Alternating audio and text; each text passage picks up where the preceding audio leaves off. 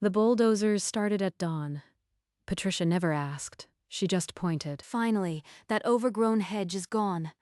Now the entrance looks respectable. The machine clawed through 240 feet of hedge. 14 bronze plaques were torn from the earth. 6 plaques were smashed.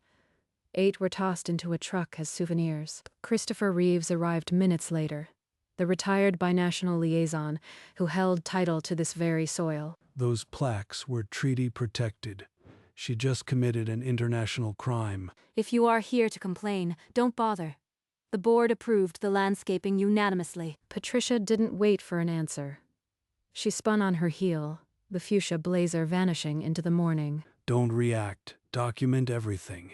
She has no idea what she unleashed. He raised his phone, capturing the ruined peace garden and the vanishing silhouette of a woman who had just ignited a diplomatic firestorm. He knelt among the splintered hedge, the weight of a 1932 treaty pressing against his chest. The bronze bore names of Canadian and American statesmen who signed the peace garden into existence. This hedge was more than landscaping.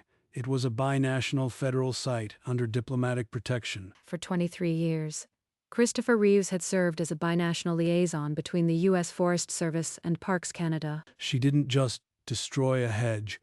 She violated an international agreement. He reached into his navy blazer and pulled out a weathered copy of the treaty, the one he always carried. Protocol required immediate notification to the Canadian consulate. Patricia had left him no choice. No more hesitation. The consulate needs to know before nightfall. He straightened, snapping photos of every broken plaque, every torn root. Christopher turned toward his truck.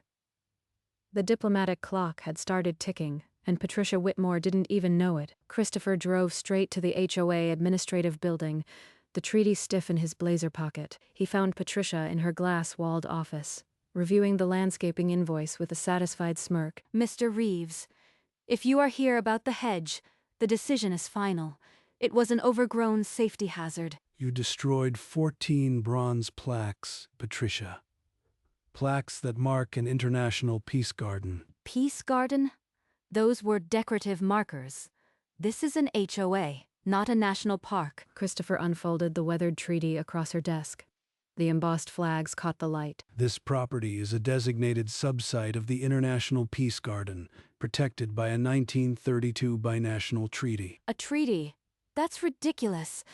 My lawyer will laugh at this. It's not binding on private land. She shoved the treaty back without reading a single clause, her red nails scraping the paper. She won't listen. The consulate will have to explain it to her. Christopher drove home, unlocked his study, and dialed the Canadian consulate's emergency protocol line. This is Christopher Reeves, retired binational liaison. I need to report a violation of the 1932 Peace Garden Treaty. Within 4 minutes, his call was routed to Consul General Marie Chen in her downtown office. Mr. Reeves, I've reviewed the preliminary file. You are saying part of the Peace Garden has been destroyed? An HOA chair bulldozed 240 feet of hedge, smashed 6 plaques, stole 8. It's a direct breach of the treaty. Monday, Joe. This isn't a landscaping complaint. It's a diplomatic incident. I am opening an official file under the Vienna Convention. Photographs and the treaty reference. Can you send them immediately? Christopher uploaded the evidence from his phone. The consulate's diplomatic server timestamped each file. I'll notify Ottawa and request a formal note for bail to the State Department. This will move fast. The word international now hung over a suburban HOA, and Patricia Whitmore had no idea the scale of what she'd set in motion. Consul Chen drafted the note verbatim within the hour, her fingers firm on the keyboard. The document cited the 1932 treaty and demanded immediate preservation of what remained. This isn't a property dispute. It's a breach that could strain bilateral relations. She transmitted the protest to the State Department, where Undersecretary Reynolds received it within minutes. Reynolds studied the attached photographs. 14 plaques, 6 destroyed. This isn't a routine complaint. It's a diplomatic incident with potential criminal implications. He ordered an immediate bilateral review and flagged the case for the U.S. attorney. Meanwhile, the International Peace Garden Foundation was contacted, and its legal team began assembling a claim. Consul Chen hung up, the diplomatic machinery now fully engaged. In the file now crossing Reynolds' desk, Patricia Whitmore's name was listed as the instigator. At the Foundation's legal office, senior counsel Miss Okonkwo received the urgent briefing from Consul Chen. Consul Chen, please send the original 1932 treaty text and every photograph of the destroyed plaques. She spread the evidence across the table. Shattered bronze, torn roots, and a treaty signed by 2 nations. 6 plaques completely destroyed. Under international law, that's not just vandalism. It's desecration of a memorial. She pulled up the Peace Garden's historical registry. Each plaque honored a signatory of the original treaty. The Foundation will claim every cent. Replacement cost, loss of heritage, diplopanic restitution. This will top $4 million. By noon, she filed a preliminary claim with the State Department, $4.2 million, plus full diplomatic restitution. This claim is also a formal demand for an official apology. The treaty must be respected, not bulldozed. While the Foundation's claim moved through diplomatic channels, Patricia Whitmore was still posting on the HOA blog about the beautiful new landscaping. On a federal desk, the claim sat waiting, a time bomb with Patricia's name on it. A local news van pulled up outside the HOA entrance by late afternoon, tipped off by a resident who had heard about the destroyed plaques. Let me be absolutely clear. This was simply routine landscaping. Those markers were decorative, not historical. The HOA has every right to maintain its appearance. The reporter thrust a copy of the 1932 treaty toward her, but Patricia waved it away like a fly. I have no idea what you are talking about. This is an HOA matter, not an international incident. Now, please leave. The interview aired an hour later, with the station layering footage of the destroyed Peace Garden over Patricia's denial. Canadian media seized the story within hours. A CBC News alert flashed. Binational treaty violation. Suburban HOA bulldozes Peace Memorial. In her office, Patricia stared at the CBC feed, her fuchsia blazer suddenly looking like a warning beacon. This can't be happening. It was just a hedge. Why would Canada care? She grabbed her phone and dialed her lawyer, her voice cracking as the first reporters began calling the HOA hotline. By evening, the story was trending internationally, and Patricia's spin had collapsed under the weight of a treaty she never bothered to read. The next morning, the formal protest arrived at the State Department as a sealed diplomatic note, its phrasing calculated for maximum legal weight. This is a formal demand under the Vienna Convention. Canada considers this a breach of a binding international treaty. He immediately convened an emergency bilateral committee, with Consul Chen appearing on a secure video link. The destruction of peace memorials is an affront to both nations. We expect full cooperation and urgent remediation. Reynolds ordered the U.S. Border Patrol and the RCMP to form a joint investigative task force, effective immediately. This is no longer a local dispute. It is now a matter of federal and binational law enforcement. By noon, Agent Torres and Sergeant Mackenzie received their assignments to lead the on-site inquiry. The joint team was granted authority to enter HOA property and secure the site under treaty enforcement protocols. Patricia Whitmore still believes she can talk her way out. She doesn't understand what's already in motion. The first official communiqué from the State Department was drafted, naming Patricia Whitmore directly as the responsible party. At a press conference in Ottawa, Canada's foreign minister stepped to the microphone, a prepared statement on the podium. The minister's words were measured but sharp. This deliberate destruction of a peace memorial is a breach of our shared treaty. Within minutes, the clip ran on every major network, the minister's face superimposed over images of the torn hedge. In the HOA office, Patricia stood frozen before the television, her fuchsia blazer seeming to shrink around her. The Foreign Minister of Canada just named me in an international press conference. This is a nightmare. Her phone buzzed non-stop. The HOA board had called an emergency meeting. Residents were demanding her resignation. How did a hedge become a diplomatic crisis? I was just enforcing community standards. CBC and CNN both led with the story. Suburban HOA chair triggers international incident. The headline was brutal. She grabbed the treaty Christopher had left behind, the embossed flags now mocking her earlier dismissal. Patricia slumped into her chair, her earlier arrogance replaced by the creeping dread of someone who just lost control of everything. At the Foundation's office, Miss Okonkwo pored over federal statutes, cross-referencing the Peace Garden's official designation. The plaques are listed as memorials under the 1932 treaty. That means 18 U.S.C. Section 1369 applies. The statute protected veterans' memorials, but legal precedent extended to international peace memorials, carrying criminal penalties. Connect me with the U.S. Attorney. We have evidence of a federal misdemeanor requiring immediate prosecution. The U.S. Attorney reviewed the file and agreed. Patricia Whitmore could face up to 1 year in federal prison per plaque destroyed. That evening, Patricia's lawyer received an urgent call. The civil claim had turned criminal. What do you mean, criminal? They can't send me to prison over a few plaques. I was just landscaping. But the law was clear. Each destroyed plaque constituted a separate count, and the State Department was pressing for maximum charges. This is insane. I am not a criminal. It was an honest mistake. As the federal summons was prepared, Patricia's legal exposure ballooned past the civil settlement and into the realm of incarceration. At 7 a.m., federal agents served Patricia Whitmore a criminal summons bearing the seal of the U.S. District Court. You are charged with 6 counts of destruction of peace memorials under 18 U.S.C. Section 1369. 6 counts. This is real. They're actually going to arrest me. She was processed. Fingerprints rolled, mugshot taken, the fuchsia blazer replaced by an orange jumpsuit. The photograph that would flash worldwide showed a woman whose arrogance had dissolved into bewildered fear. Beside her name, a stamp read, "Permanent travel ban to Canada, pending trial." I can't go to prison. It was just a hedge. The HOA board held an emergency meeting. With their chair facing federal charges, they were named in a civil suit. Their attorney advised full cooperation with the Joint Task Force. Anything less would multiply their liability. By noon, Patricia was released on bail, assets frozen, HOA authority revoked, and the weight of 2 nations bearing down. Her lawyer spread the civil claim across the table, $1.4 million. Dollars in personal exposure, plus joint HOA liability. 1.4 million.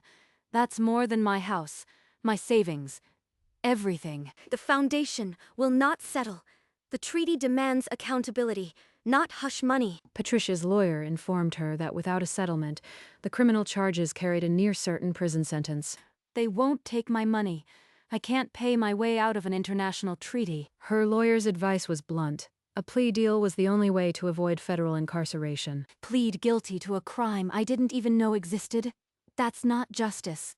The plea would carry fines, supervised release, and a permanent travel ban into Canada, but no prison. We'll authorize the recommendation only if Canada's honor is restored and the hedge is fully rebuilt. Patricia stared at the travel ban notification. The maple leaf now a permanent barrier. The plea was the only gate left. The international news cycle latched onto the travel ban.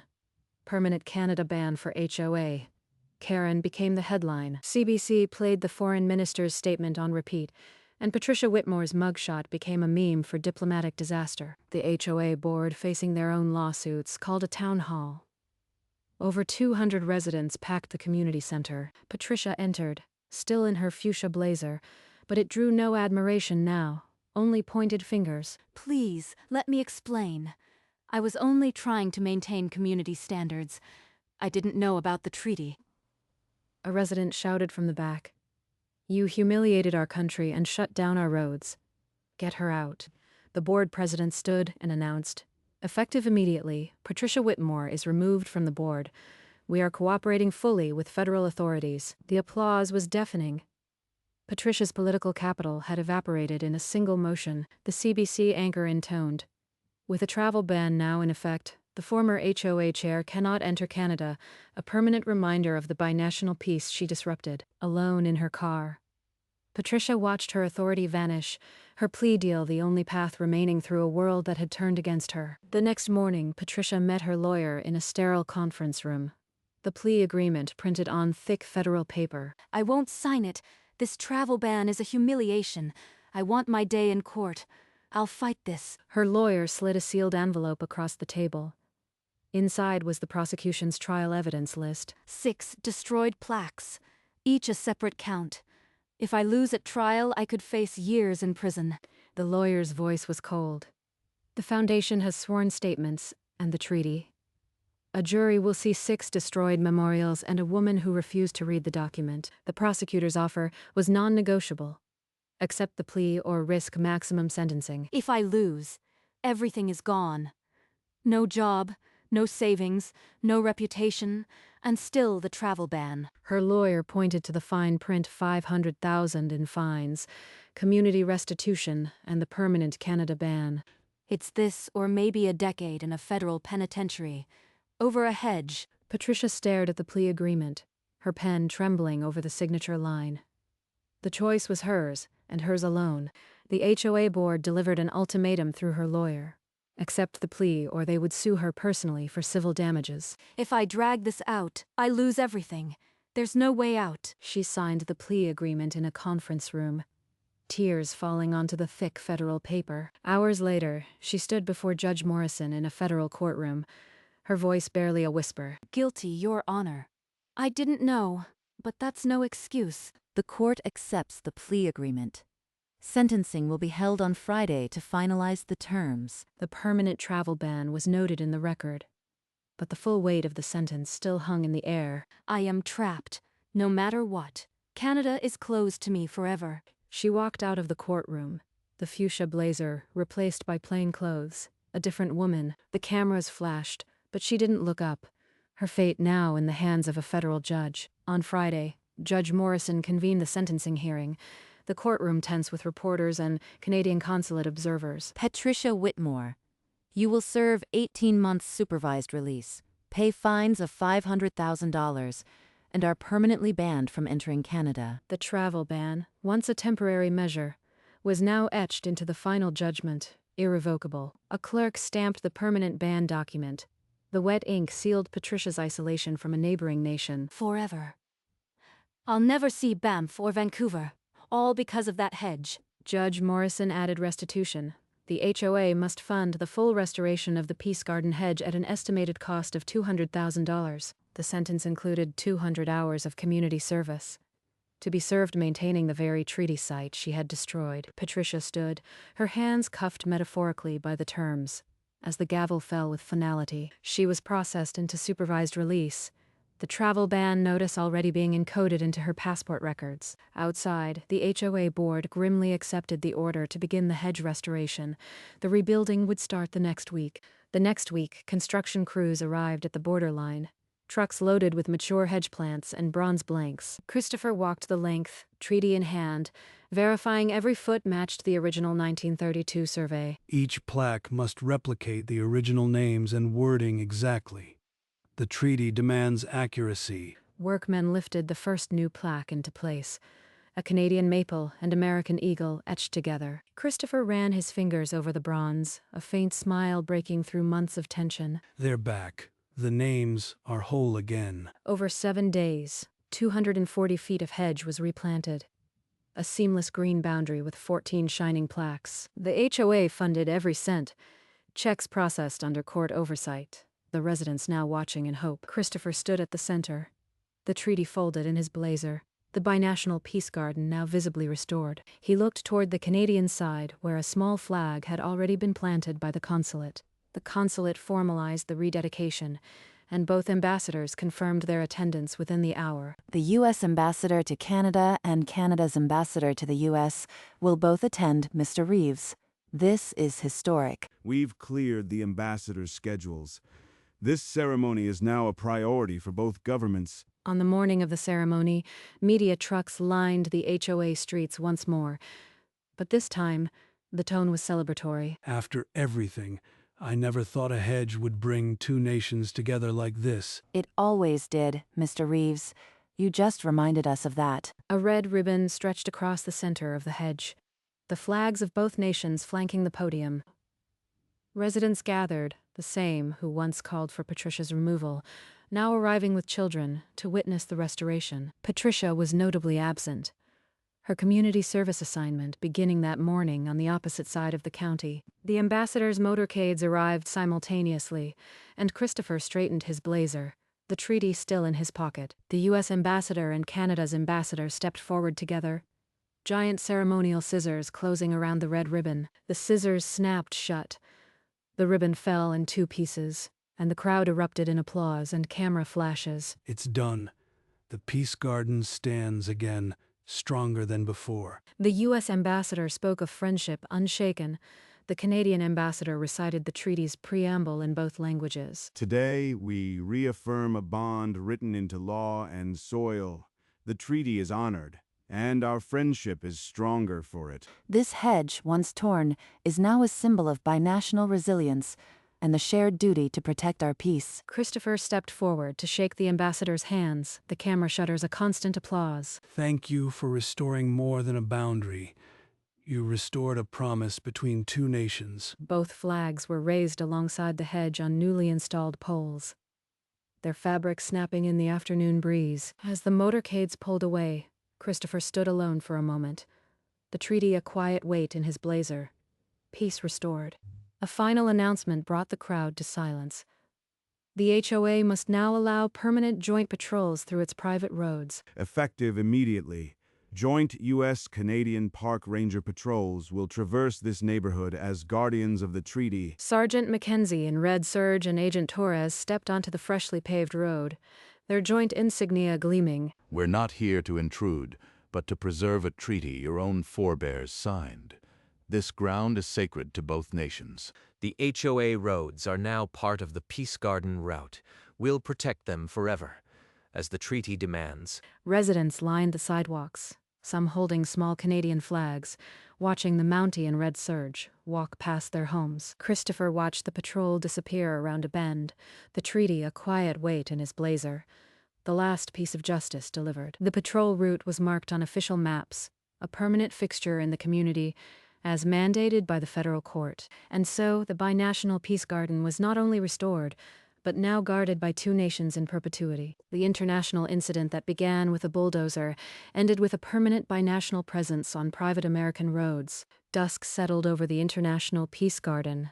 The hedge, a dark green line against the orange sky. Christopher walked its length alone, his footsteps the only sound on the gravel path. He stopped before a new plaque, the bronze still catching the dying light.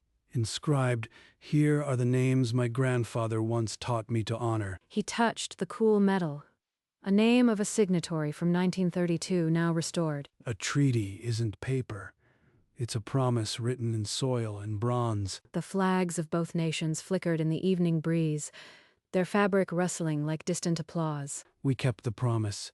That's enough. He stepped back, taking in the full 240 feet, a boundary that had become a bridge. In the quiet, the garden held its peace, a permanent reminder that some things are too sacred to bulldoze. Sometimes justice looks like a hedge, a green line drawn not in defiance, but in friendship. Christopher Reeves understood what others forgot. A treaty isn't a dusty document. It's a living promise. Patricia Whitmore learned that the hard way, some boundaries aren't hers to erase. Now, Mounties in red serge walk these roads every day, a symbol that even the smallest patch of earth can hold the peace between nations. The International Peace Garden was never just about flowers or plaques. It was about two countries choosing to share a border and a promise. Today, that promise is guarded not just by law, but by the daily footfalls of binational guardians. A hedge that was once bulldozed for being untidy now stands as a living monument, patiently, quietly, eternally holding the line. So, if you ever think one person can't make a difference, remember the binational liaison who refused to let a treaty be torn apart. And if you ever think that justice is out of reach, look at the Peace Garden. It's still standing.